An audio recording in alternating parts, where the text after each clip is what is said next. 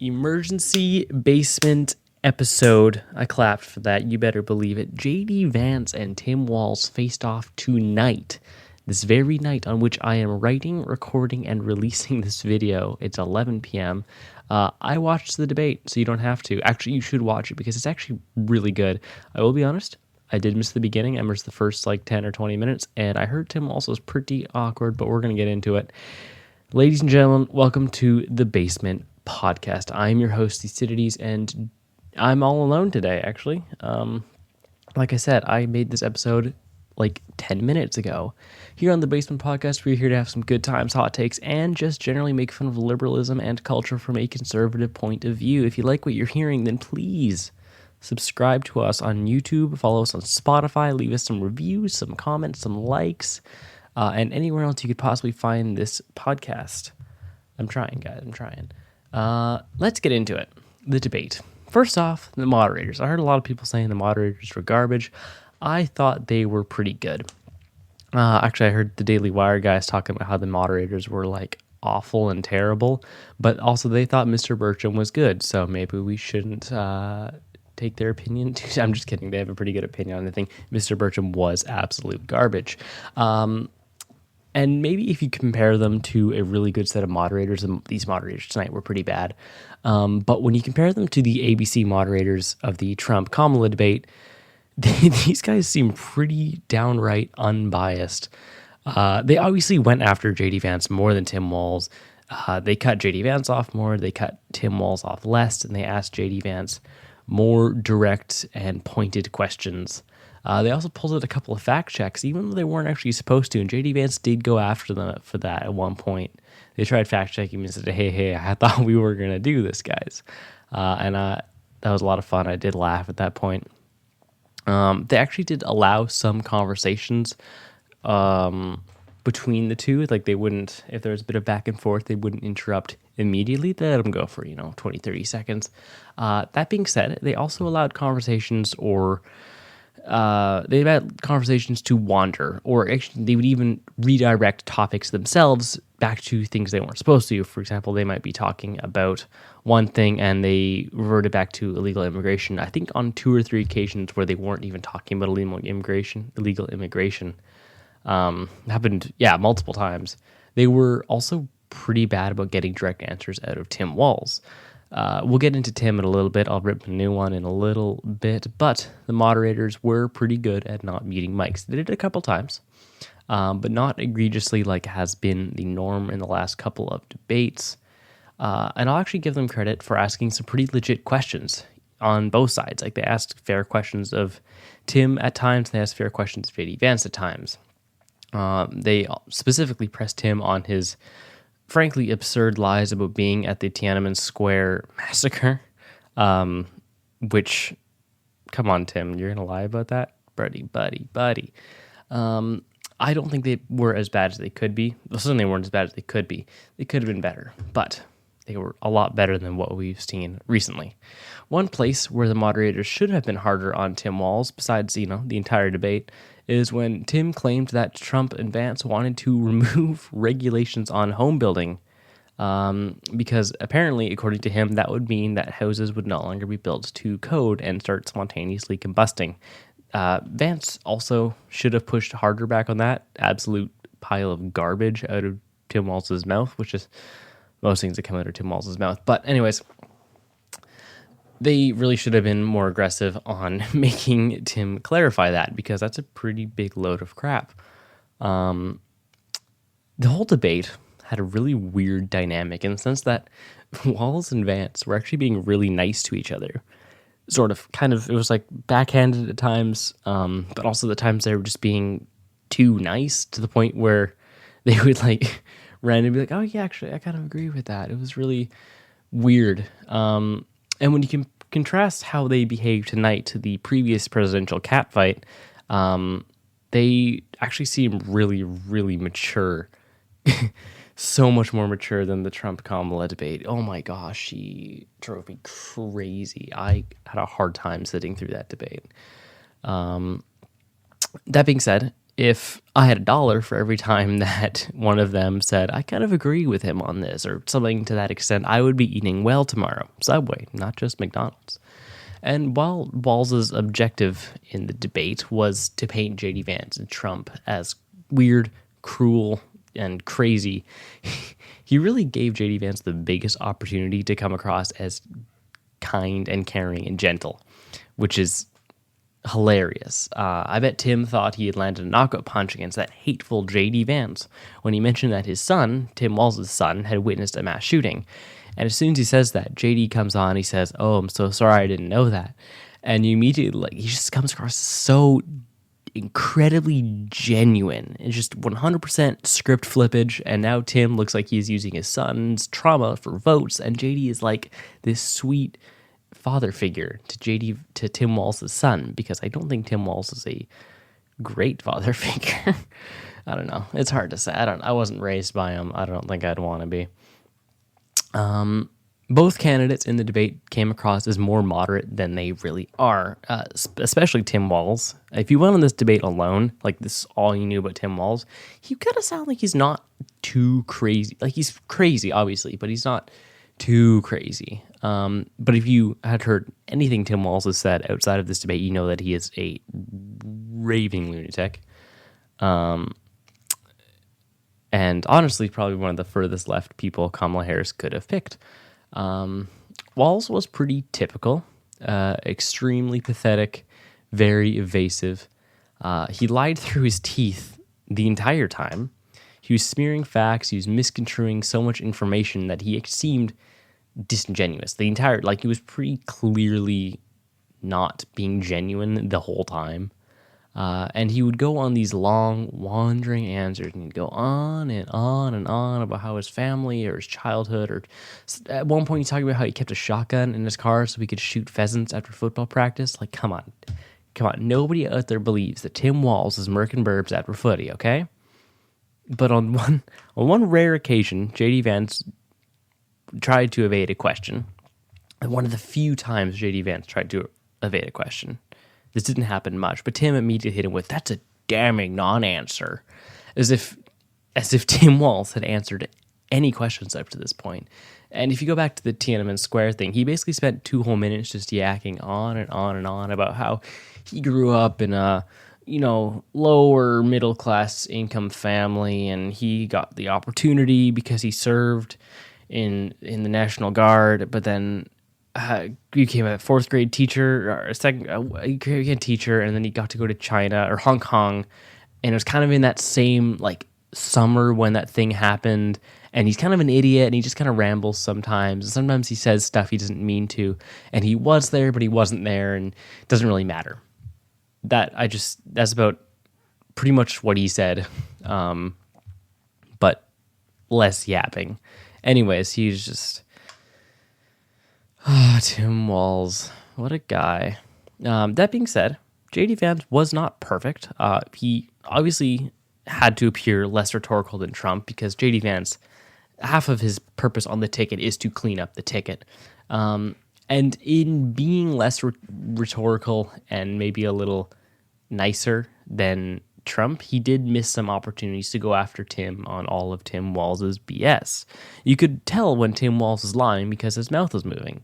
And J.D. Vance really missed the opportunity to absolutely hammer this guy over this. Tim Walz would pretty continually pull out of context anecdotes out about people who died because they didn't have access to abortion.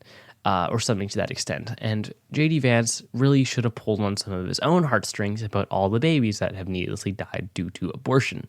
If Walz named 3 people, and he named about 3 people during the debate, people who died somehow in relation to abortion access, whether it was by the pill, people were going after him about oh, actually, you're misconstruing that story. Anyways, J.D. Vance could easily have named over 50 million people who never even got the chance to breathe. Anyways, I think J.D. Vance could have been better on the healthcare topic. It really seemed like Walz kind of had him cornered there, not because Walz's platform is better or that J.D. Vance was particularly undefined in some aspects of those policies, but just because Walz kept accusing him of something about pre-Obamacare, that's pre-ACA. And J.D. Vance didn't clap back as hard as he really should have. In fact, he let Walz off the hook on a couple occasions, namely on abortion. But of course, the position on abortion that J.D. Vance would want to take, or most conservatives for that matter, is more extreme than some potential voters are ready to side with. Sitting with the state of abortion federally, where it's at now, post Roe v. Wade, is probably the best tactic for the Trump-Vance campaign to take at this point. Keep themselves electable to most people without becoming unelectable to any particular side, be it the extremely pro-life people or the extremely pro-choice people. It's not the answer that I personally would like, and the same goes for a lot of conservatives, but most of us understand that it's the best perspective when you're trying to win an election, and it's the perspective that is perfect from the view of the whole country. The last thing that I wish J.D. Vance was harder on was gun violence. As a gun owner, I hold this issue close to heart, and I think J.D. Vance was more deflective than he could or should have been, in my opinion. Definitely more deflective than he could have been, in my opinion. Like I said, more deflective than he should have been. Tim was given pretty free rein to cry about gun violence and mass shootings, and to JD's credit, he did mention that big city gang violence is a really significant cause to the gun death numbers. But ultimately, he could have taken a more hardline approach to this, and I'll get into why in a second. Should he have taken a more hardline approach? Again, no, and it's for the same reason I think he took the perfect approach on abortion. Guns are a really sensitive topic, and even if you take very, very common sense, well-defined approach to guns, emotion will still pull on the heartstrings, and usually those people with their heartstrings being pulled on are going to be pulled in favor of the Democrats. Effective gun legislation isn't something you can campaign on, but it is something you can implement while in government. Anyways, because I'm in a groove right now, I'm going to get into what he should have or could have said to Tim Walz, in my opinion. First off, the moderators show a moment of particular partiality when they pose a stat to J.D. Vance at the beginning of this section of the debate on gun violence. The stat is about how gun deaths are the leading cause of death for children. So this stat is pretty misleading, especially when you present it like that, and there's a couple reasons why that technically it's true, but it's not the whole story. The first is that the other leading causes of death, I think it's diabetes and car crashes, those have gone down. Car crashes have gone down a lot, diabetes has gone down a lot, and gun violence has stayed pretty consistent. Maybe a small uptick, but nothing to the same degree as these other ones have gone down. And the second part of that stat that's misleading is that children includes anybody under 18. Or 18 and under. So that does include suicide, that does include gang violence, and that does include accidents that little kids are less prone to.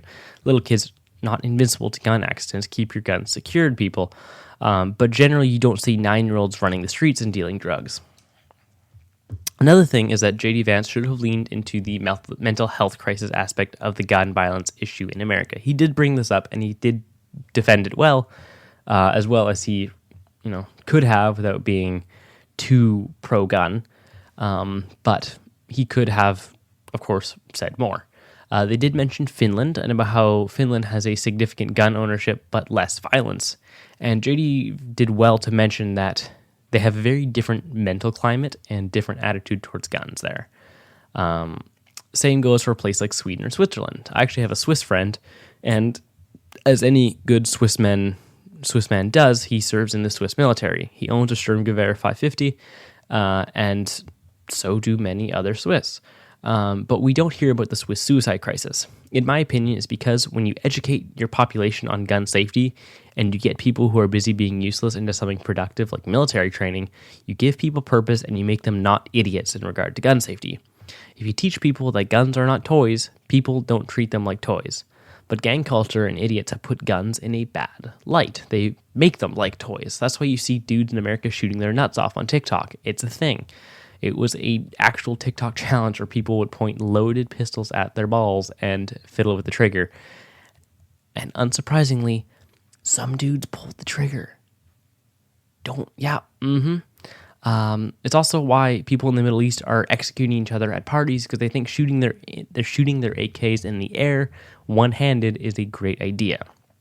If you want to know more about gun idiots, That's the nicest word I could have used. Then I would recommend, if you're not too squeamish, watching Brandon Herrera's Darwin Awards videos. They're a bit tough to watch, but when you see what happens, they illustrate well what happens when you mix guns and idiocy and a general lack of brain cells. Once again, JD answered this question well. I think he was more diplomatic about it than I would have been, but that's why he's a vice presidential candidate and I am not. That being said, with a few exceptions, where he could have been more firm was on his policy. Sorry, with a few exceptions, he could have been more firm on his policy. Gosh, I'm retarded. Oh, you know why? Because it's well after my bedtime. With all this being said, with the few exceptions where he could have been more firm on his policy, J.D. Vance was pretty good across the board. He was cool, he was calm, he was collected, unlike me, the whole time. He never came across as flustered. He did come across as passionate at times when he was bantering with Walz, when he was defending himself, when he was clarifying his points, and generally being a very good debater. And yeah, you could go back and forth with Walz, and meanwhile, he's going back and forth with Walz, and the moderators are crying like, "No, please, Senator Vance, please, we have so much more to talk about. Can you just stop talking?" But he's making fair points that need to be made, most certainly.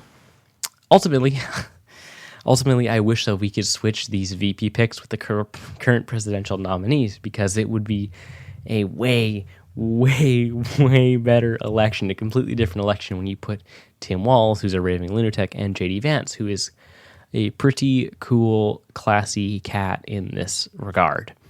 And when you consider how much of a train wreck the last couple presidential debates have been, people might consider this VP debate more important than the presidential debate. That being said, the VP debate is almost always like entirely useless because nobody cares. Especially if you look at last year, it's like Harris and Pence. It was just like, who cares? I don't even remember who Hillary's running mate was because, like I said, who cares? It was a boring debate. It's always been a boring debate. But this one, because of how, for lack of a better word, disastrous the other presidential debates have been, this one is genuinely interesting. This one is the debate that people are actually going to think about and watch and think, oh, that is the platform that my party is taking. How cool. Ultimately, like I said, it was a very classy affair. Both candidates look better than their running mates, especially Tim Walz, mostly because Kamala is pretty empty-headed and also may have had secret Bluetooth earrings that had been used to stream debate thoughts directly into her ears in the last debate. Russell Brand did a video on that. I'd say give that a watch. But the one thing that I do regret about this whole situation is that if Trump hadn't murdered Joe Biden live on television a few months ago, we would have been blessed with a Vance-Harris debate. And if you saw how well J.D. Vance did in this debate and how poorly Kamala Harris has done in pretty much all debates prior to this, you would agree it would have been another televised homicide. Anyways, those are all my thoughts on the vice presidential debate. I threw all these together pretty fast. If you have similar thoughts, then drop them in the comment section. Let me know what you think.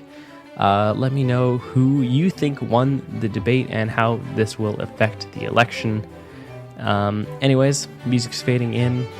Have a good night. And get out and vote on November 5th. 35 days. Well, 34 days by the time this video is released. Yeah. Bye.